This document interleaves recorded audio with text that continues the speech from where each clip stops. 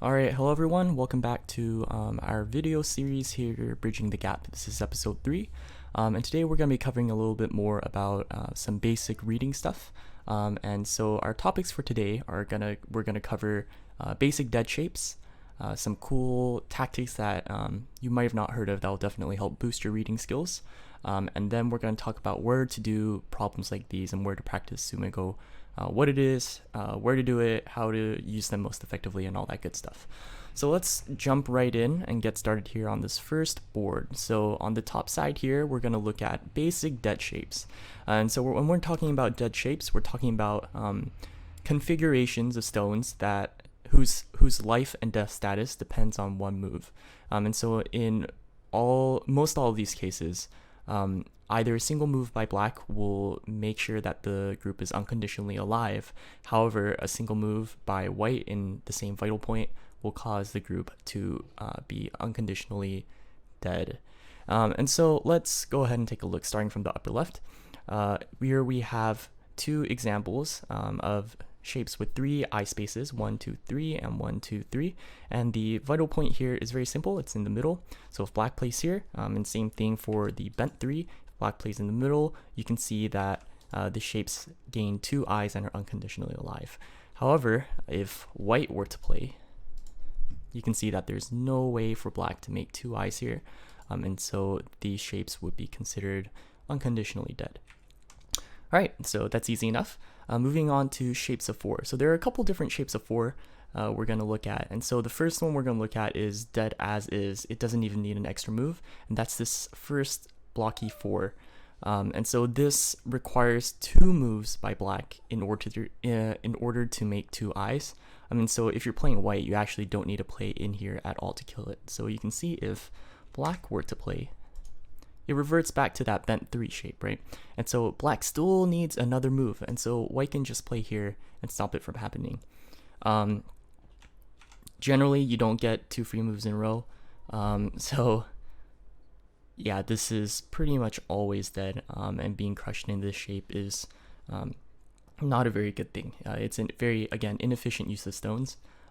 You make 1 eye for all the trouble to surround 4 squares of space.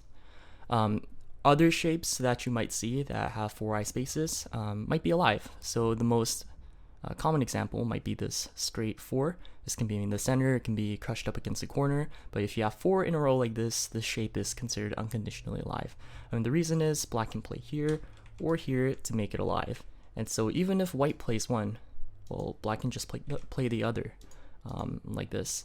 And so there's no way for white to take away both of the eyes of this group, and thus it is alive. Similarly, this kind of Tetris shape here, the Tetris Z, works in the same way. So these 2 center points are the vital points, and so if white plays here to kill, black can play the other, and vice versa. So these 2 shapes are considered unconditionally alive. I'll get back to this one in a moment. So let's move right now on to the shapes of 5, starting with this one called the bulky 5 is the nickname we've given it. The vital point here is just right there at the neck of the little thing. And so if white plays here, there's no way for black to make 2 eyes without playing 2 moves in a row, and so it's dead. Again, black can play here to threaten to make an eye, but white can play this move because Go is a turn-based game, and that's how things work. Same thing here. Black can try to play here, but white can just respond and prevent that from happening. Again, conversely, if black plays there first, there's no way for white to take away both eyes. And so this is the vital point, and again, whoever plays here first determines whether this group has 1 or 2 eyes. Okay, moving on to the next shape. You'll have to excuse my dog. This is another shape of 5. I haven't really seen a name for it, but I call it the cross 5. And the vital point is in the middle here. So black plays here and makes 4 eyes, and the shape is unconditionally alive. However, if white gets the opportunity to play here, this is a big no-no because you can see there's just not enough room for black to make 2 eyes here, and so this shape is really just 1 eye, and it's dead. You can see even if white gets a bunch of free moves, it just reverts back into another familiar dead shape, the straight 3. So that is that.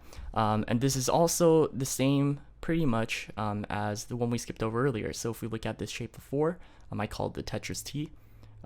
White can just play in the middle to kill, or black can play in the middle to make life. And the same is for also this shape of 6 here. The nickname we given it is the Rabbity 6 because it kind of looks like a rabbit with 2 ears. If black plays here, it's alive. However, again, if white plays here, black can threaten to make an eye, but again, being a turn-based game and all that, the group just does not have enough eyes to live. Okay, so those are the basic shapes, dead shapes. Next, we're going to look at a couple of common Seki shapes. So first of all, we have this configuration here. Sekis won't turn up a lot in games, but they're good to know that they exist as an option in case you get blindsided by them, or if you somehow see you can force one that you can make for your opponent's space, you can take away a lot of points. So in this first example, white has played these 2 diagonal moves, and black is completely surrounded, but with 1 eye. And so in this case, this space right here is a shared liberty between both groups. And so even if black plays here, black can't play here because the group dies, right? There's only 1 liberty left. However, if white plays here, white also can't do that because white only has 1 liberty, and this group would become alive. And so it's kind of stuck in this limbo state. Again, that's what a Seki is a mutual life. So the actual scoring will depend on what rule set you're using, but yeah, this is a kind of a common Seki shape with white having 2 things in the corner here and black being completely surrounded. That's important with just 1 eye. Okay, and the next really more common Seki shape that you'll see a lot is this empty. It starts with the empty 6, and then somehow the opposing player makes a bar inside, and the person with the rectangle plays 1 move in the middle like this. And so again, if either plays a move, if black plays one of these, white can just capture, right? Because there's only 1 liberty left. However, if white plays here, black can capture, and remember, the 4 is a living shape. I actually didn't cover this.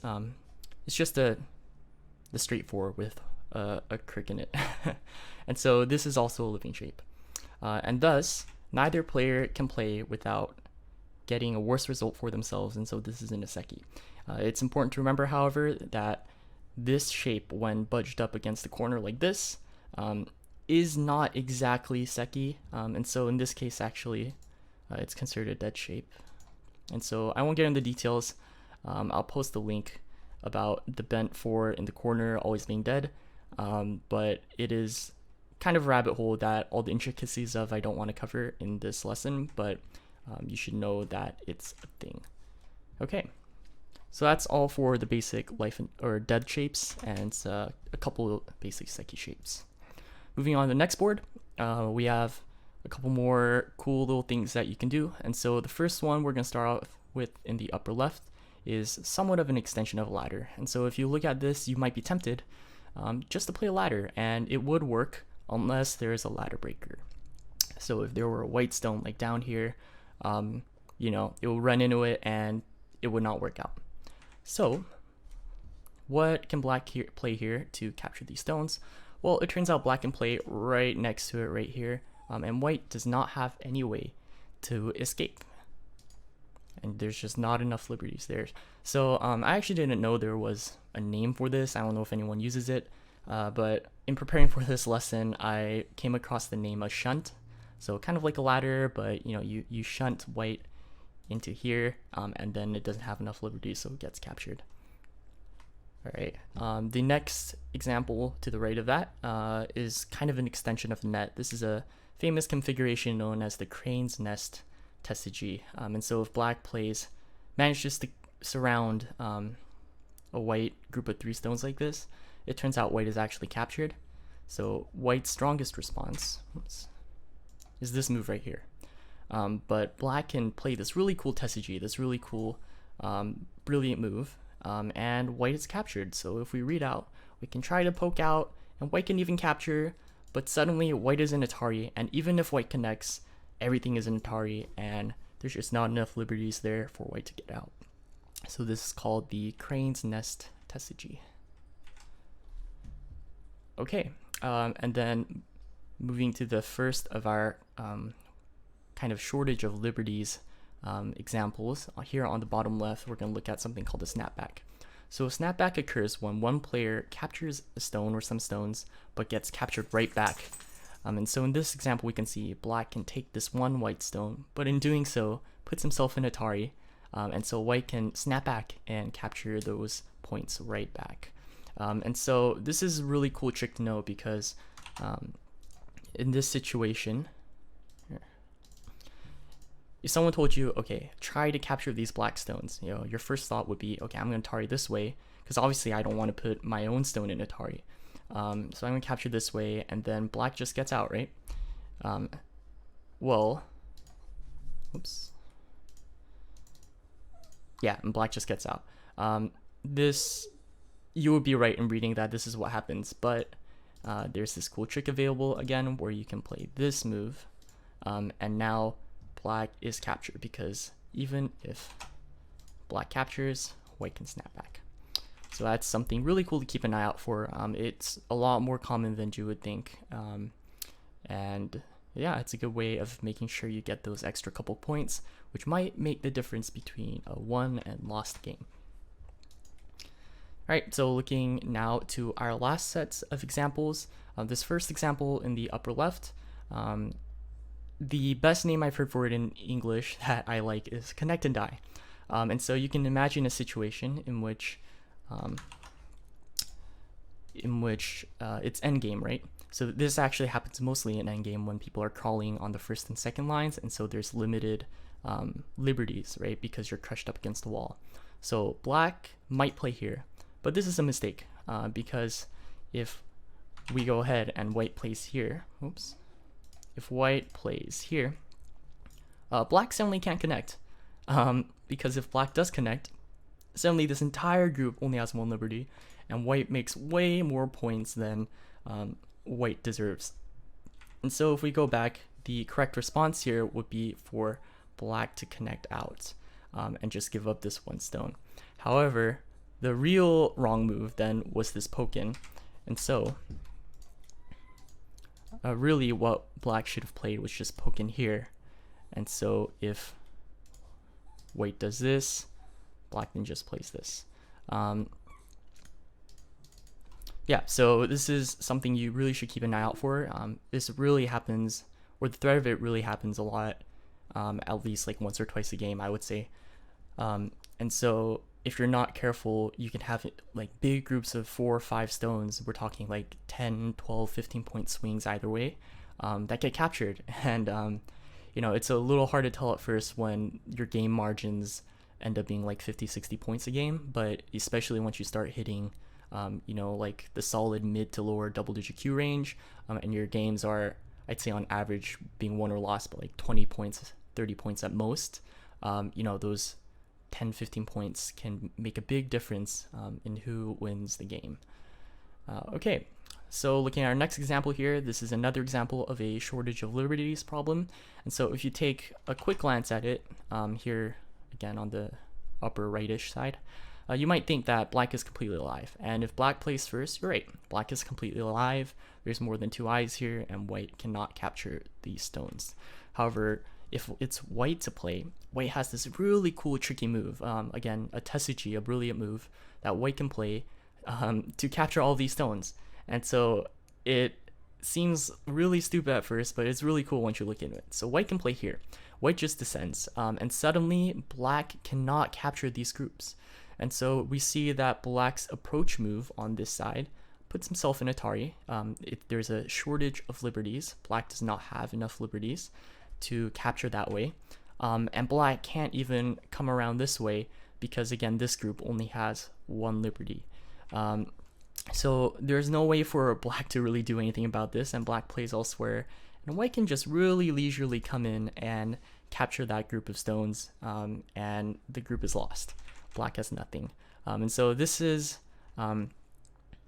maybe not something that comes up often in games, but it definitely comes up a lot in problems. And being able to see this and see that, oh, if I play here, black does not have enough liberties, shows that you're making a lot of, you're visualizing very well when reading. Being able to see those liberties and see that black can't play here or here is, yeah, a sign that your reading skill is really improving. Okay, last example here on the bottom left. So here, we are looking at another type of shortage of liberties problem, and this has to do with the suicide rule. And so in most rule sets, except I think New Zealand, so if you're in New Zealand, this might not apply to you, but in most other rule sets around the world, you can't play a move that ends up killing your own group. So here it looks like, it almost reminds you of that Psyche shape earlier, but really you might want to say, you know, white is dead here, black's completely alive. But that's not true, because white can play this really cool Tesuji right here. And so what this does is it crushes black. That's one English name I've heard for it. And black can't play this connecting move because that would result in a suicide. There's not enough liberties. And so black can try to surround outside, but white can just capture these stones, and white has 2 eyes and is alive. It's important to note that because white is also shorting his own liberty here, this does not work if, say, black has surrounded once or even completely. So white can't play here because in this case it's a suicide move, right? Like the program won't even let me play because it's an illegal move. So that's not possible. And even if there's only one outside liberty, if white plays here, black can just capture those stones, and so that's no good. However, in certain situations, again, here with 2 outside liberties, white can crush, or white can crush this group, and then black can try to surround, but white is alive. So yeah, these were some examples of shortages of liberty, where you don't have enough liberties to kind of effectively carry out your plan. And so these are definitely a little harder to see, but they're valuable tools to have in your tool set, and will surely help you get stronger and better at this game. Okay, so that's all the content, if you will, for now. Let's talk a little bit about Soomi-Gol. And so Soomi-Gol is a Japanese term referring to Go problems.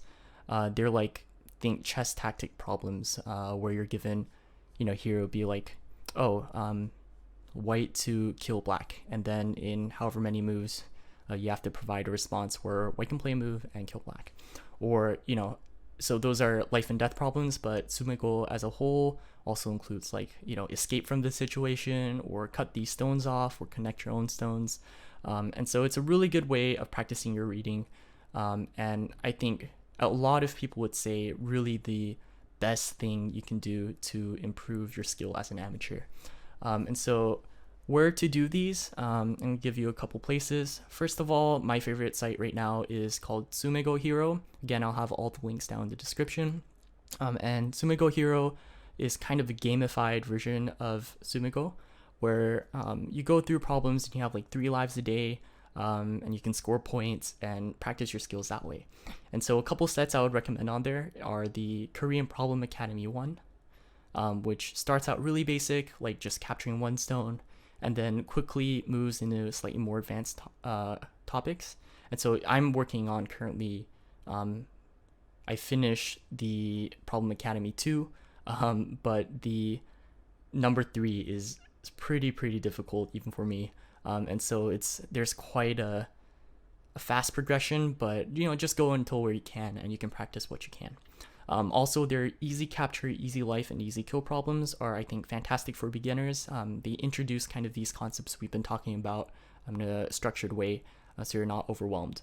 And lastly, they have Chochi-kun's Encyclopedia of Life and Death on there, but for that one, I would recommend going to a site called Tasuki, where you can download PDF files of, you know, 3,000 problems that will, in theory, if you can solve all of them, get you from an absolute beginner all the way to a Dawn. And then lastly, I would be remiss not to mention goproblems.com, which is another kind of gamified, fun place to practice and do Soomi-Gol, but the problems are user submitted, and so there's a lot of variance in quality between the different problems and problem sets. But again, yeah, I'll have all that down in the description, and you can, use your own time to take a look at them and decide if you want to do them or whatever. Okay, so that was all for today. This was episode 3 of Bridging the Gap. In the next episode, we'll talk about some things that might be more useful to you in an actual game. So we're going to talk about connecting stones and the different ways that stones can move and maneuver in different situations. And so that's, again, all for today. And Stonefly out.